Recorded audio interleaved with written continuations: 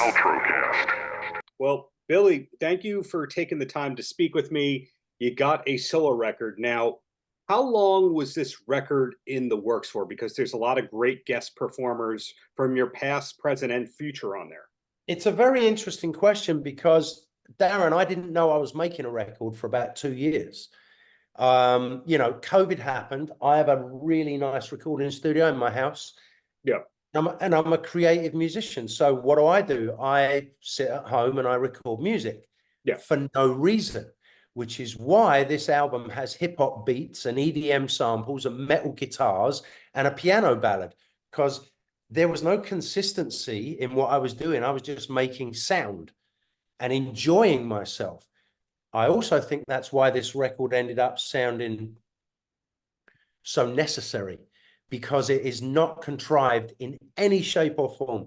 I didn't know I was going to get a bunch of my friends to sing on it. Mm-hmm. I didn't even know I was going to get people singing anything. Like, they were just instrumentals. And then what happened is Sharon Osbourne said to me, you know, you have this song with Ozzy that we'd done that a couple of years before. Yes. You have this song with Ozzy. We think you should put it out as a single, do a video. We'll do press with you. Now, that is first and foremost a very generous thing for Sharon to say. Yeah, to rudely interrupt you here, not a lot of Ozzy cameos in other people's records from over the years. So it's a very much rarity. Yep. And, you know, it speaks volumes to the level of friendship I have with that family, and also to the strength of the song. I mean, as close as I am to the Osbournes, Sharon doesn't ring you up if the song is shit. Sharon will tell you that's shit. So, you know, to have Sharon call me and say, we think this should be a single, we're behind it, Ozzy will do press, all of that. And then I thought, well, it's really a waste just putting out one song. I'm sitting on all these instrumentals. And, you know, I think I probably sent one to Corey Taylor to start with, just because he's a close friend, and he sang on it. And I was like, wow, that's good. And then I sang a couple. And now I'm looking at 5 songs. And I'm like, oh, all right, I guess I'm doing an album at this point. And I still didn't know the depth and cohesiveness that the album would become. I just started, okay, let's finish 12 songs and see what happens.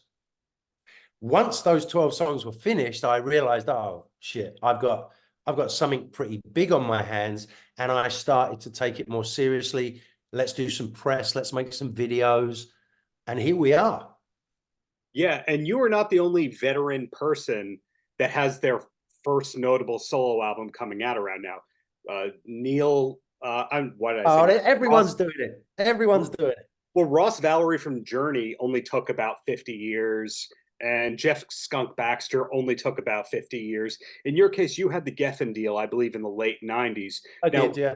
Related to that, a lot of people would see in their career having a record deal that kind of busts up as like, oh, it's over, my one shot. In your case, most people don't realize that you were a signed artist in the late 90s. How did you know to keep going forward and not let yourself be defined by a bad deal like that? I think that's a case of letting the universe do for you what you can't do for yourself. I have never had career designs. I never sat down and went, I'm going to do this, and then I'm going to do this, and then I'm going to do this.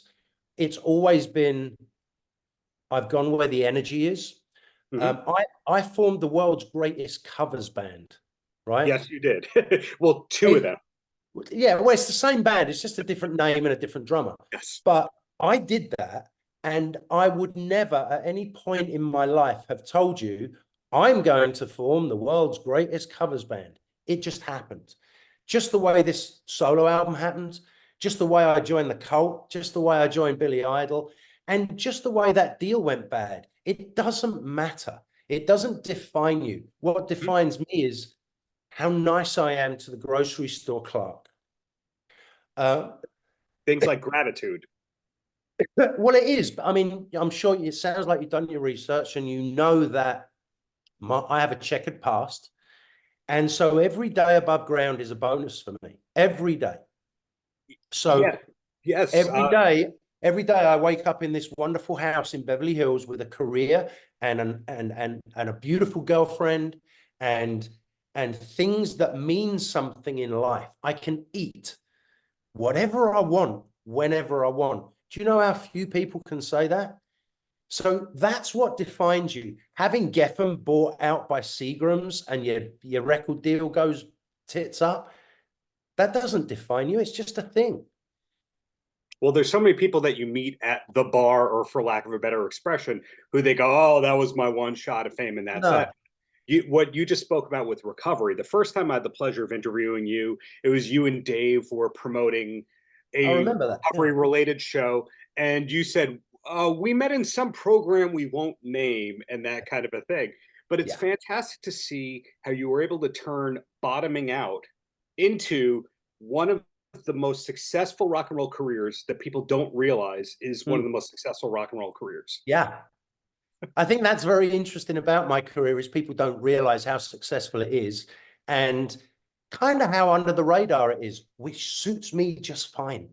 Like with this solo album, I do not have designs of going on every late night chat show in the world and becoming a superstar.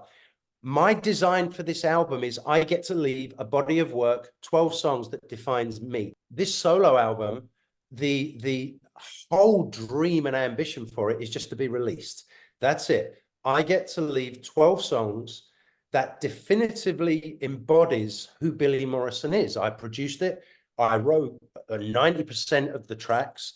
Well, I wrote all of the tracks, a lot of collaborations, but it's indelibly me. I play on all the songs.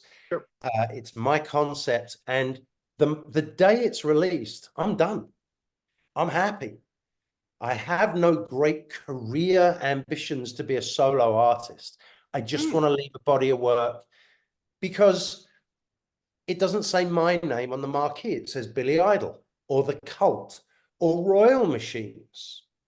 So just for once, here's 12 songs that say who Billy Morrison is, and I'm happy. That's it. Now, I have a stupid follow-up question to that, because some of the groups that you're most famous for being a sideman of, there's more than one Billy in that group. There's Duffy in that one. There's Idol in that one. How does it work when there's two Billys in the same band? Do you become last name people? You do. You do. I'll give you a rehearsal scenario for one of the Royal Machines gigs where there was Billy Idol, Billy Duffy, Billy Gibbons. Oh, yeah. And Billy Morrison. All on the stage, and our manager walked in and went, Billy. And all four of them turned around and went, what? So you become Morrison, Idol, Duffy. Billy Gibbons stays Billy. Well, the follow-up to that is there's a lead guitarist who was in Warrant for a while named Billy Morris. And then the famous agency is the William Morris Agency. So did that present any confusion with paperwork early on in your career? Luckily, I haven't had to do too much paperwork in my life. I get people to do that for me. And there's only one Billy Morrison. Correct. So you mentioned Royal Machine. For all my faults, there's only one Billy. If you do a second album, that should be a lyric or a concept on there. But anyway, Royal Machines makes a lot of headlines in that anytime there's one of those gigs, it kind of goes viral, but no one knew it was going to be happening. It just, after the fact, they go, oh, David Lee Roth sighting. Wow. That's the idea. That's the idea. The idea is fun. We're all in bands where how many units are we shifting? What markets are we playing? What the logistics are? It's a job. So the idea behind Royal Machines and initially Camp Freddy was I want to play all the songs that made the hairs stand up on my arms when I was young. I just want to play them, but I want to play them well, not Viper Room cover band style. I want to play them like they were meant to sound, and let's have a bunch of our friends sing them. And it turned into something quite special. And we have no designs to tour or make records. We want to be the band that plays. And if you ain't there, sorry, now, you missed it. In a case where you're playing Walk This Way you're playing Panama, you're playing Fly, etc. Do you do a lot of rehearsals, or is it just everyone can just show up and do the gig? So politically, I should say yes. We rehearse really hard to sound as good as we do. And Right. the So they reality, reimburse your per diems and they that's cover right. the extra. Right. Correct. The reality is we do rehearse. We do rehearse. We take it seriously, but we're all very professional musicians. So it's one day. We get together, we run that set list, we work out any kinks, but because everyone is so pro, we know what we're doing. And we also do our homework. These days, everyone has a home studio and everyone can listen to a record and learn how it goes and get their tones right. So when we all get together, technically, we should just play the song and it sounds great. And it does work like that most of the time. So can you take more compliments, or are you maxed out for the day? Oh, I can always take a compliment. Okay, if I were to call Billy Morrison by a nickname, it'd probably be rock's greatest secret keeper. And by that, I mean your decades long friendship with the Osbournes, Yeah. Royal Machines not letting anyone know when those of the Camp Freddy gigs were happening, the people you knew from the program not outing anyone, etc. Do you think that your success beyond the talent is because you can keep a secret?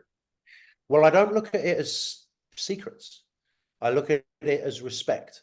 Hmm. And I think success, however you want to define it, whatever success I do have, is because I have respect for the people that I work with.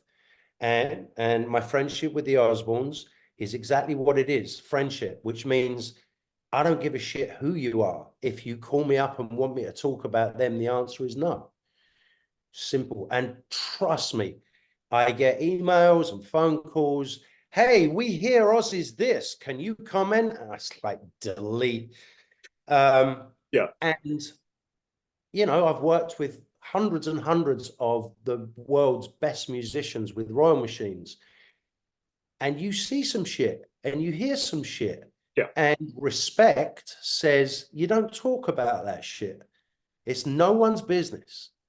So I don't know about secret keeper, but yeah, I have respect for everyone that I work with.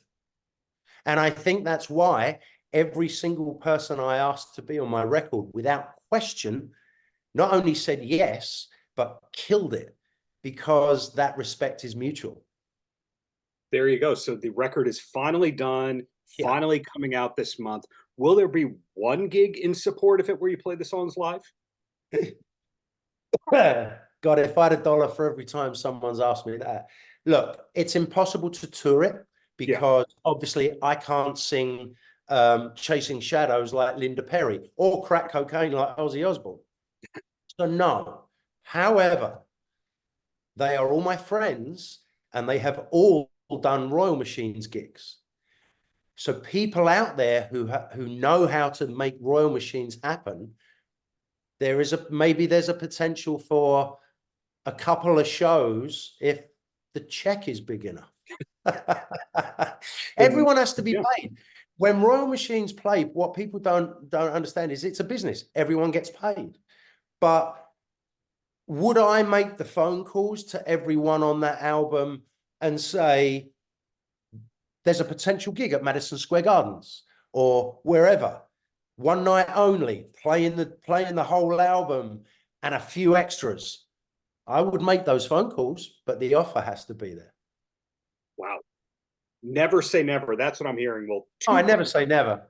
Look, if I said never, I would be probably in jail by now. Well, following up to all that, because again, not all of the gigs you played are documented publicly due to NDAs, etc. But is there one territory or city you haven't yet toured in that you're still hoping will happen? Yeah, I've never played in China. And I've never played in India. Okay. Both of those territories, I mean, they're tough. There's political things and all kinds of logistical problems. I would love to play.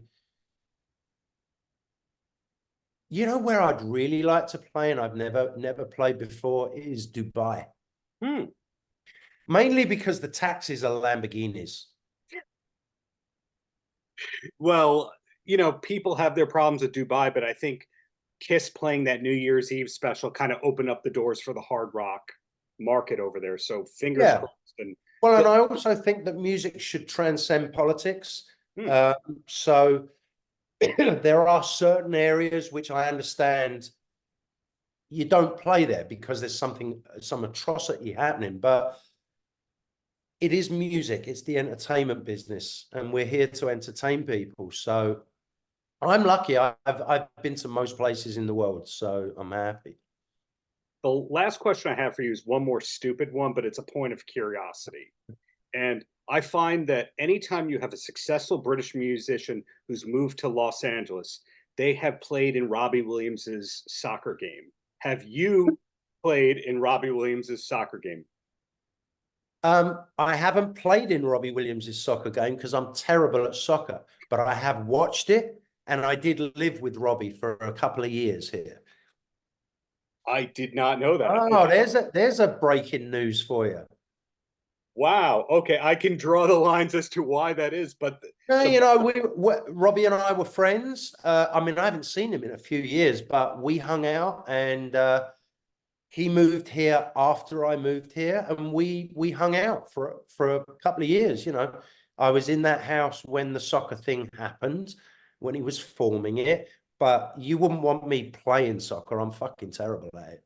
the equivalent, the Robbie Williams soccer game to that was like the Gary Shandling comedian basketball game that happened once a week. So, and I think the Billy Morrison MotoGP bike racing is something that we should consider, because now we're talking if it's got an engine in it. I have so many questions to ask you, but we'll save that for the next time I interview you. Right. So in the meantime, thank you for putting out this album. Thank you for your time, and really looking forward to what's to come, whether you were the featured artist, Royal Machines, the sideman, etc. Billy, thank you for being you. Thank you, Darren, for all your support. Paltrocast.